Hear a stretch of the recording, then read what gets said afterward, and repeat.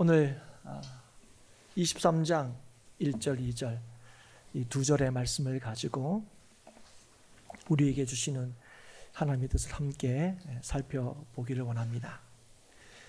그리고 23장 1절 2절이 오늘 본문으로 이렇게 잡힌 것을 여러분 보시고 난 뒤에 혹시 지난주 설교와 이어지는 건가? 이렇게 혹시 생각해 하신 분이 혹시 계실까요? 지난주에 우리가 22장, 역대상 22장 말씀을 우리가 함께 나누었는데 오늘 23장 1절 2절 말씀이 오늘 본문으로 딱 이렇게 있는 걸 보고 지난주와 이렇게 연결되는 그런 설교겠구나 이렇게 혹시 생각하신 분이 계시다면 참 제가 기쁘겠습니다. 혹 어떤 분이 그런 말씀을 하세요. 목사님도 설교를 하시고 성도들이 잊어버리는 게 좋으시죠. 잊어버려야 또 했던 설교 또 하고. 그런데 저는 그때 이제 그런 질문을 몇 번 받고 난 뒤에 그런 얘기를 드렸어요. 저는 좀 기억했으면 좋겠습니다. 기억을 하면 그 다음에 어떤 얘기를 더 할 수 있을 것 같은데, 그리고 또 기억을 하면 저도 하나님의 그 말씀 속에 우리에게 주시는 더 깊은 뜻을 좀 알려고도 애를 쓰고 그런 마음이 생길 것 같아요. 그래서 여러분 그런 걱정이나 하지 마시고 잊어버리셔서 목사님을 편하게 아니요, 꼭 기억하셔서 저와 여러분이 하나님의 뜻을 더 깊이 깨닫고 또 맛보고 누리는 우리 행복한 교회 성도들이 될 수 있기를 주의 이름으로 축복합니다. 여러분 지난주 말씀을 기억하실지 모르겠지만 지난주 말씀에 보면 다윗이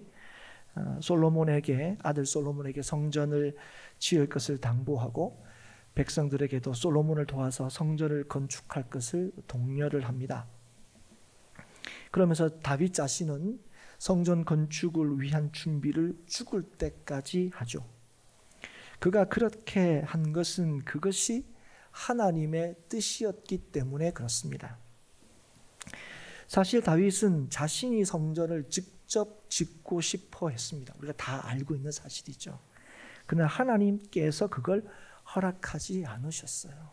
그러니까 그 얘기를 듣고 다윗이 삐진 게 아니지요.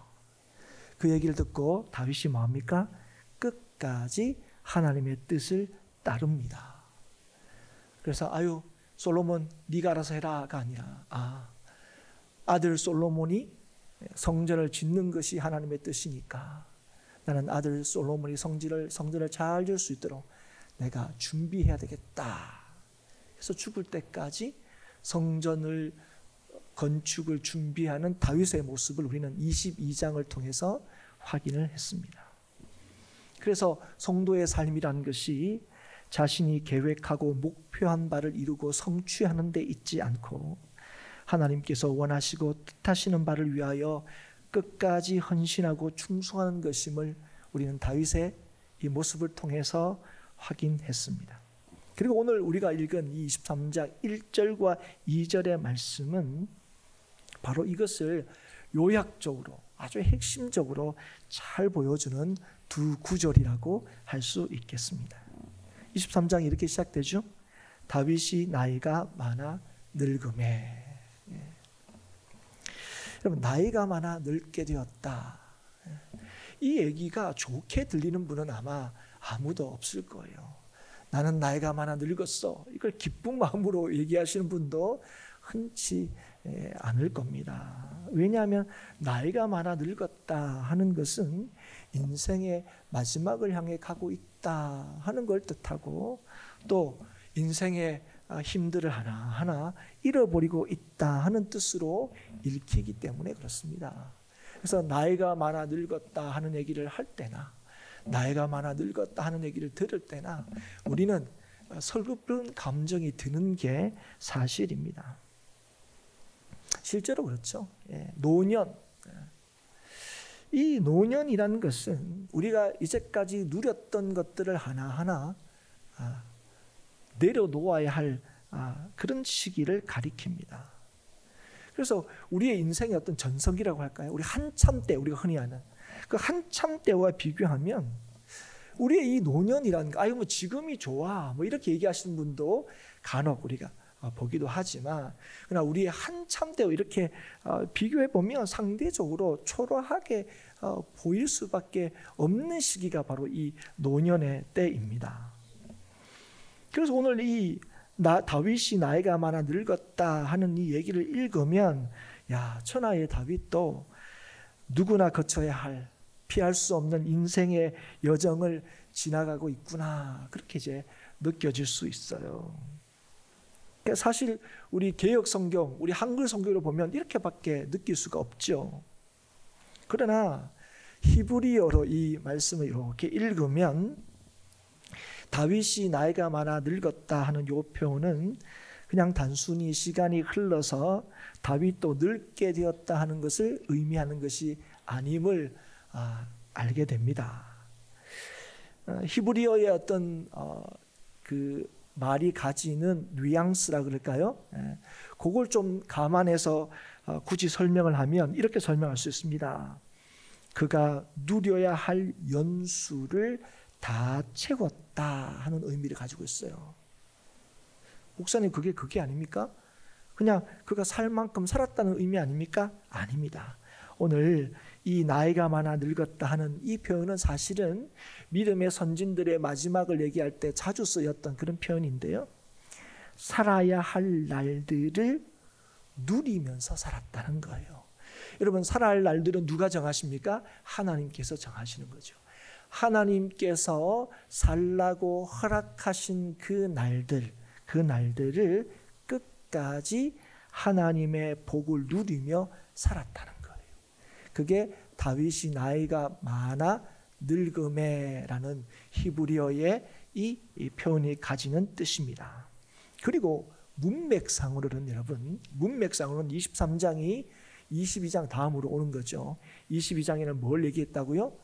다윗이 자신에게 주어진 하나님의 사명과 뜻이 무엇인지를 알아서 죽을 때까지 내가 성전 건축을 준비를 해야 되겠다. 그리고 또 실제로 그 준비를 하고 있는 우리 다윗의 모습을 봤는데, 그래서 나이가 많아 늙었다 하는 것은 끝까지 하나님의 성전 건축을 준비하는 일에 힘썼다는 것을 강조하는 표현이라 할 수도 있습니다. 그래서 여러분, 다윗이 나이가 많아 늙었다 하는 것은 그냥 다른 사람들처럼 나이가 그렇게 먹고 세월이 지나니까 늙게 되었다 하는 것이 아니라 끝까지 하나님을 위하여 살았다는 거예요. 끝까지 하나님의 복을 누리며 살았다는 거예요. 그래서 다윗이 그의 인생의 마지막까지 힘있게 달려가고 있음을 보여주고 있는 표현입니다. 다윗이 나이가 많아 늙음에.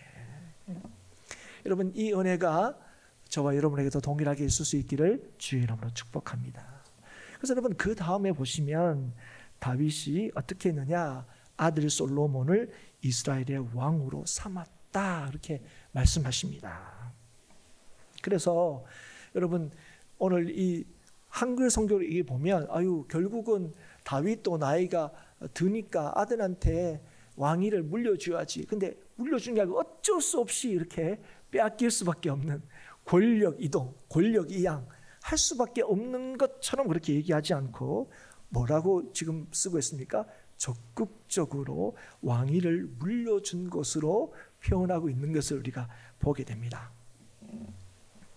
여러분, 우리가 그래요. 우리가 뭔가를 물려줄 수 있는 인생, 그런 인생이 어떤 힘 있는 인생 아니면 성공적인 인생이라고 여깁니다. 그래서 여러분도 그렇지 않습니까? 우리 자녀들에게 뭐라도 좀 남겨두고 또 물려줬으면 좋겠다. 여러분 그런 거 다 꿈꾸지 않습니까? 아무것도 우리 자식들한테 남겨줄 게 없어, 이런 인생이 아니라 뭐라도 내가 귀한 것이라면 그거 좀 우리 자녀들한테 좀 남겨줬으면 좋겠다. 근데 요즘에 뭘 가장 귀하게 여깁니까? 그죠? 여러분이 생각하는 거 바로 그거. 또 여러분이 또 물려받고 싶은 그거. 그런 거 물려주기도 하고 또 물려받고 싶기도 해요.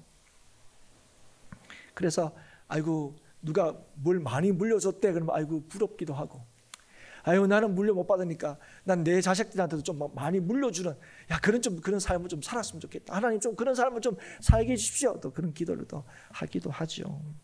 그런데 여러분, 근데 요즘에 그런 말이 있습니다. 요즘에 생긴 말이 아니고 꽤 생긴 지 오래됐습니다.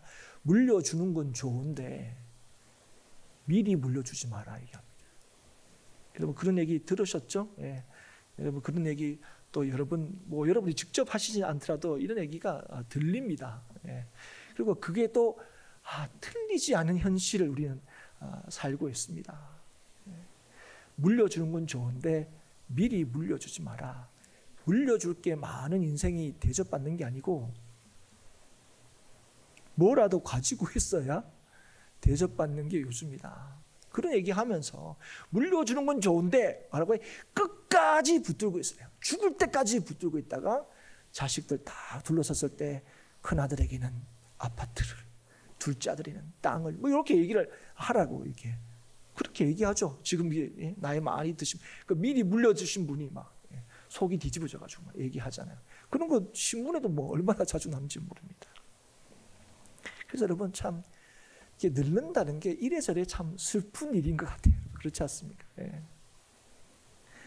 그래서 참 돈이 효도한다. 이런 얘기가 이제는 거침없이 이렇게 세상 가운데 이렇게 나타나고 드러나고 있는 시대를 살고 있습니다.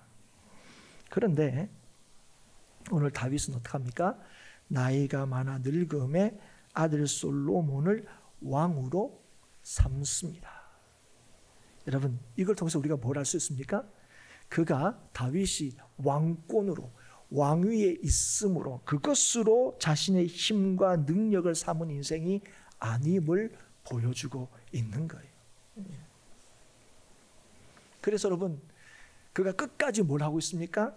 하나님의 복을 누리며 끝까지 주를 신뢰하며 주를 위하여 산 인생임을 보여줍니다. 여러분 우리도 다 다윗처럼 이렇게 살고 싶어요. 끝까지 주의 주시는 은혜를 따라 믿음을 쫓아 이렇게 멋있게 복을 누리고 끝까지 주께 충성하고 그래서 수동적으로 사는 인생이 아니라 능동적으로 적극적으로 이렇게 주의 주시는 삶을 마지막까지 힘있게 살고 싶어하는 마음이 저와 여러분에게도 동일하게 있지요. 그럴 때마다 우리에게 드는 질문이 있습니다. 도대체 다윗은 어떻게 이럴 수 있었을까? 다윗은 우리하고 뭔가 좀 다르죠. 어릴 때부터 봐요. 우리는 어릴 때부터 그랬는데 다윗은 그죠? 그 용모도 그렇고 그 눈도 그렇고 좀 남달랐다 그랬잖아요. 정말 그런 겁니까? 예. 여러분 그런 것들이 우리의 외적인 어떤 여건이나 조건으로 결정되는 겁니까? 여러분 그렇지 않다는 걸 하나님께서 다윗의 일생을 통하여 우리에게 계속해서 보여주고 확인시켜 주십니다. 다윗이 그렇게 할 수 있었던 이유가 뭐라고요? 궁극적인 이유가 어디에 있다고요? 다윗이 하나님의 뜻을 신뢰했기 때문에 그렇다는 거예요. 자기의 기준으로 하나님의 뜻을 판단하지 않았기 때문에 그렇다는 거예요. 아니 기름 부으셔놓고 왜 자꾸 이렇게 쭉 뛰어다니게 하십니까? 하나님이 택하셔놓고 맨날 죽을 위험에 처하게 하십니까? 이런 하나님 나는 안 따르랍니다. 그러지 않았어요. 그렇게 기름 부음을 받고 난 뒤에 도망날 때도 다윗이 어떻게 했습니까? 자기가 하나님께 기름 부음 받았다는 사실을 믿고 그런 기름 부음 받은 자답게 행동을 하죠. 하나님의 뜻을 따라 순종합니다. 그렇게 하면 자기의 위치가 발각되어 목숨의 위험을 받을 수도 있음에도 불구하고 뭐가 더 중요했다고요? 하나님이 나를 기름 부으셨다. 그 나중에 형편되면 내가 기름 부은 자답게 행동하지만 나중에 진짜 왕 되면 그렇게 하죠 라고 생각하지 않았어요. 자기가 지금 기름 부음 받았다는 사실을 알고 그 기름 부음 받은 자답게 하나님의 뜻을 따라 그 뜻을 신뢰하며 살았다는 거예요. 그래서 하나님께서는 그의 삶을 통하여 하나님의 뜻을 이루셨습니다. 무슨 말입니까? 하나님을 믿는 다윗을 하나님께서 주장하시고 하나님께서 주관하시는 그런 삶을 살도록 하셨다는 거예요. 그걸 우리는 아들 솔로몬을 이스라엘 왕으로 삼고라는 말씀에서 확인할 수 있습니다. 우리가 볼 때는 이 구절이 다윗이 자신의 힘과 권위로 아들 솔로몬에게 왕위를 물려준 것처럼 보이지만 실제로 다윗이 솔로몬에게 왕위를 물려주는 과정을 자세히 다루고 있는 열왕기사 1장을 보면 실제로는 우리가 여기서 얘기하는 것과는 사뭇 다른 그 왕위 계승 과정을 확인할 수가 있습니다. 여러분, 이 열왕기서는 말 그대로 왕들의 이야기를 다루고 있죠.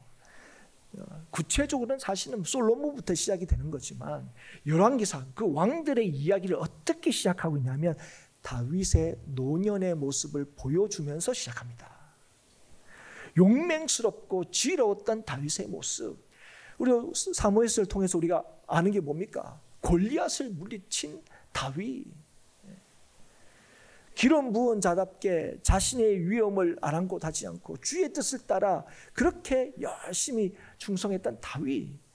그런 다윗의 모습을 열왕기서를 시작하면서 보여준 게 아니라 이제 이불을 덮어도 따뜻하지 않는, 아름다운 여인이 있어도 품을 수 없는 노쇠한 이 다윗의 모습을 보여줌으로 열왕기서를 시작하고 있는 것을 보게 됩니다. 아무리 탁월하고 아무리 훌륭한 다윗이라 할지라도 영원할 수 없구나 하는 것을 보여주죠. 그러면서 하나님의 백성을 궁극적으로 책임질 수 있는 분은 오직 하나님 한 분밖에 없다는 사실을 알게 해줍니다. 이스라엘의 안전과 안녕이 하나님의 뜻에 있다는 사실을 보여주죠.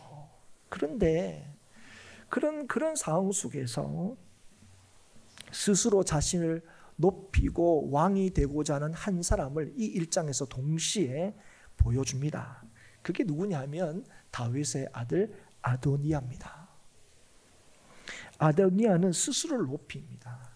자신이 다음 왕의 후계자임을 자처하고 그걸로 끝난 게 아니라 스스로 왕이다 선포까지 해버립니다.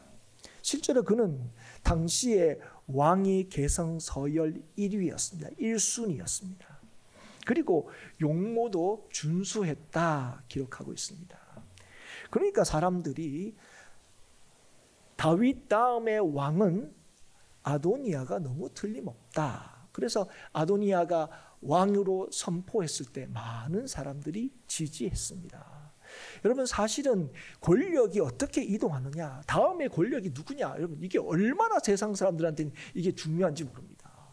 그러니까 다음이 누가 왕이 되느냐, 누가 왕이 되면 좋은지 여러분 다 나름의 자기 유익과 이익들이 있죠. 그래서 아도니아가 나 왕이 되었어 이렇게 선포할 때 많은 사람들이 아도니아를 지지했습니다. 그것은 다윗의 신하들도 예외가 아니었습니다.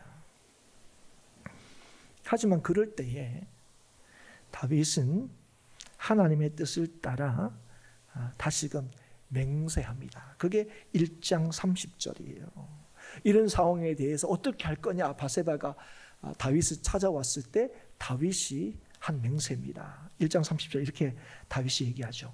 내가 이전에 이스라엘의 하나님 여호와를 가리켜 네게 맹세하여 이르기를 네 아들 솔로몬이 반드시 나를 이어 왕이 되고 나를 대신하여 내 왕위에 앉으리라 하였으니 내가 오늘 그대로 행하리라. 여러분, 지금 다윗이 솔로몬을 세울 만한 상황이나 형편이 되어 가지고 지금 다윗이 솔로몬을 왕으로 세운 게 아닙니다. 솔로몬을 왕으로 세운 까닭이 어디 있습니까? 하나님께서 나한테 그렇게 말씀하셨기 때문에, 그게 하나님의 뜻이었기 때문에, 그래서 솔로몬을 다음에 왕으로 세웁니다. 이 일이 하나님의 뜻임을 분명히 믿고 그렇게 순종을 하죠. 그리고 솔로몬이 왕이 됩니다. 야, 역시 내가 힘이 있어서 세웠어가 아니죠. 1장 47절 48절에 다윗이 이렇게 고백합니다. 왕이 침상에서 몸을 굽히고 또한 이르시기를 이스라엘의 하나님 여호와를 찬송하리로다. 여호와께서 오늘 내 왕위에 앉을 자를 주사 내 눈으로 보게 하셨도다 하셨나이다. 다윗이 뭘 고백했다고요? 야, 내가 솔로몬 왕으로 세웠어. 아니요. 하나님이 나에게 말씀하시는 하나님의 뜻을 따라 하나님께서 솔로몬을 왕으로 세우신 걸 분명히 하고 있습니다. 그래서 여러분, 다윗이 솔로몬을 이스라엘 왕으로 삼은 것은 힘이 있어서가 아닙니다. 하나님의 뜻을 분명히 알고 믿었기 때문에 그렇습니다. 그가 솔로몬을 왕으로 세울 수 있었던 것은 하나님의 뜻을 알았기 때문에, 그래서 그 하나님의 뜻을 믿었기 때문에 기꺼이 주의 뜻을 따라 순종함으로 그는 자기의 아들 솔로몬을 이스라엘 왕으로 삼을 수 있었습니다. 하나님의 그 뜻에 자신의 인생의 담대함과 승리가 있음을 알았기 때문에 그래요. 많은 사람들이 다 아도니아를 지지해요. 많은 사람들 다 아도니아가 왕이 되기를 원해요. 그게 중요하지 않았습니다. 하나님의 뜻이 중요했죠. 거기에 자신의 인생의 담대함이 있음을 그는 알았습니다. 사실 다윗은 인생이 누릴 수 있는 가장 큰 영광을 누린 사람이었습니다, 여러분. 예. 세상적으로 얘기하면 입지전적인 인물이죠, 여러분. 그런데 여러분, 그는 그 영광이라는 게 하나님 안에서만 의미 있다는 사실을 누구보다도 잘 알았던 사람입니다.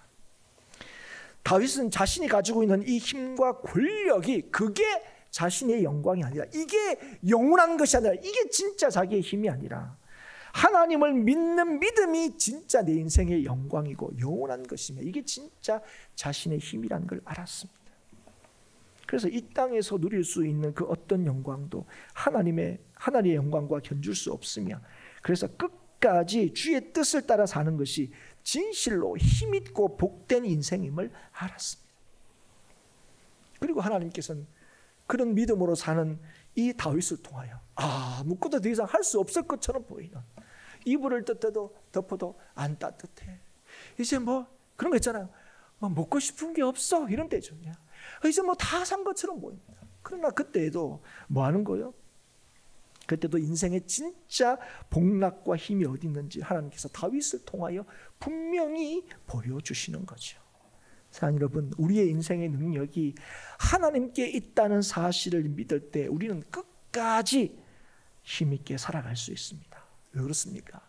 하나님께서는 믿는 자를 끝까지 지키시고 인도하시고 그의 삶을 통하여 역사하시기 때문에 그렇습니다.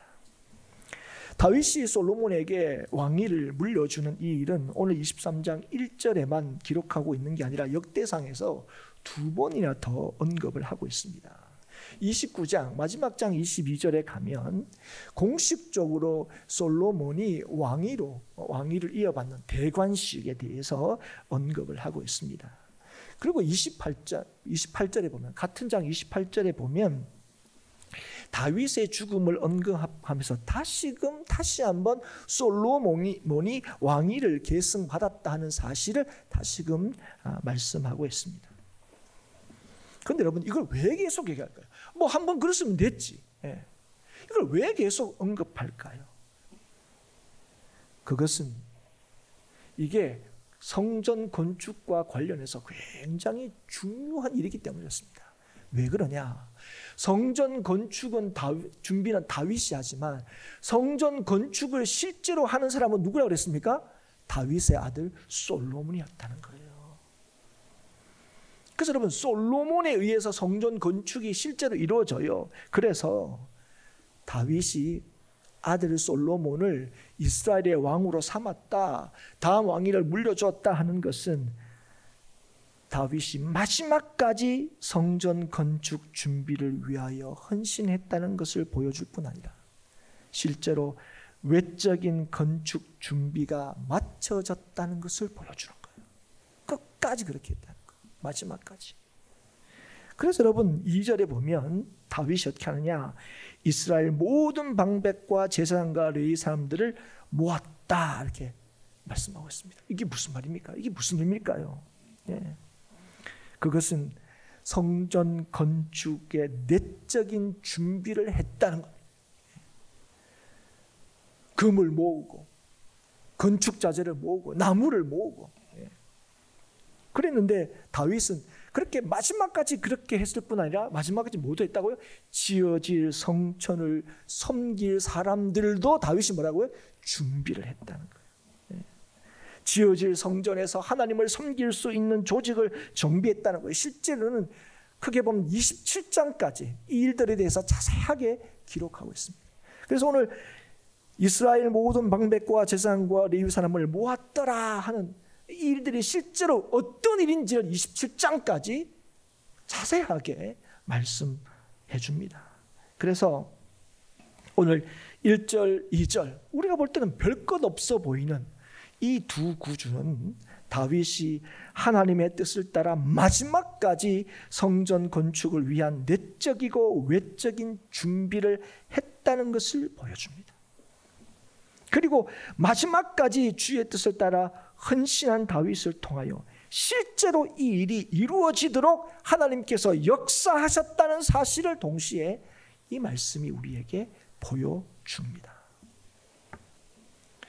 사랑하는 여러분, 우리는 시간이 갈수록 우리의 겉사람이 점차 낡아진다는 것, 성경의 표현으로 낡아진다는 것을 잘 압니다. 누구도 이 일을 막을 수 없다는 것도 잘 압니다. 시간이 지나고 나이가 많아지면 누구나 늙게 됩니다. 가요도 있다시피 가는 세월 그 누구가 막을 수가 있겠습니까? 이거는 모든 사람들에게 해당이 되는 거예요. 그러나 하나님께서 하나님의 택하신 백성에게 뭘 말씀하십니까? 속사람은 날마다 새로워져 가게 하신 것이 하나님이 하나님의 택하신 백성들을 향한 하나님의 뜻이다 하는 사실을 우리에게 알게 하셨습니다. 여러분, 이걸 우리가 알 때 아유 옛날에 좋았지 이제 이렇게 돼서 뭘 더 이상할 수 있겠어가 아니라 오늘도 우리의 속사람을 날마다 소성시키시는 하나님을 믿는 자는 결코 낙심하지 않는 삶을 살게 된다 분명히 말씀하셨어요. 그래서 고린도후서 4장 16절 이후에 이렇게 말씀하십니다. 그러므로 우리가 낙심하지 아니하노니 우리의 겉사람은 낡아지나 우리의 속사람은 날로 새로워지도다. 우리가 잠시 받는 환난에 경한 것이 지극히 크고 영원한 영광에 중한 것을 우리에게 이루게 함이니 우리가 주목하는 것은 보이는 것이 아니요 보이지 않는 것이니 보이는 것은 잠깐이요 보이지 않는 것은 영원함이라. 사랑하는 여러분, 오늘 하나님께서 저와 여러분에게 무엇을 보며 살게 하셨습니까? 보이는 것을 따라서 살게 하지 않으셨어요. 보이는 것을 따라 행하며 살지 않게 하셨습니다. 우리로 하여금 믿음을 따라 행하게 하셨어요. 뭘 믿는 겁니까? 보이지 않는 하나님을 믿는 믿음으로 살게 하셨어요. 그래서 영원하신 하나님을 따라 사는 사람들은 우리의 겉사람을 볼 때는 다 똑같이 늙어지고 또 낡아지지만 하나님을 믿고 따르는 사람들의 그 영혼을 날마다 새롭게 하시는 하나님을 우리의 삶 끝까지 경험하고 누리며 살게 하신다는 거예요. 그래서 다윗도 마찬가지. 겉사람은 쇠약해 갔지만 그의 속사람은 결코 그렇지 않았음을 다윗의 삶을 통하여 하나님께서는 우리에게 보여주고 계시는 겁니다. 그의 삶이 참으로 의미 있고 복된 까닭이 무엇이었습니까? 그가 왕으로서 모든 것을 누렸기 때문입니까? 아닙니다, 여러분. 남다른 업적을 남겼기 때문에 그렇습니까? 아닙니다. 왜 그가 하나님이 기억하시는 인생을 살게 되었습니까? 그것은 끝까지 주의 뜻을 신뢰하여 끝까지 주를 위하여 살았던 인생이기에 하나님께서 그 인생을 기억하고 계신다는 사실을 이 아침에 다시 한번 깨달을 수 있기를 주의 이름으로 축복합니다. 그래서 영원하신 하나님이 기억하시는 인생을 살아갈 수 있기를 바랍니다. 주님께서 친히 뜻하시고 약속하신 모든 것을 우리의 삶 속에서 이루시는 것을 실제로 확인하고 누리는 삶을 살 수 있기를 주의 이름으로 축복합니다. 근데 누가 그런 인생을 살 수 있다고요? 하나님의 뜻을 신뢰하고 그 뜻을 따라 순종하는 자입니다.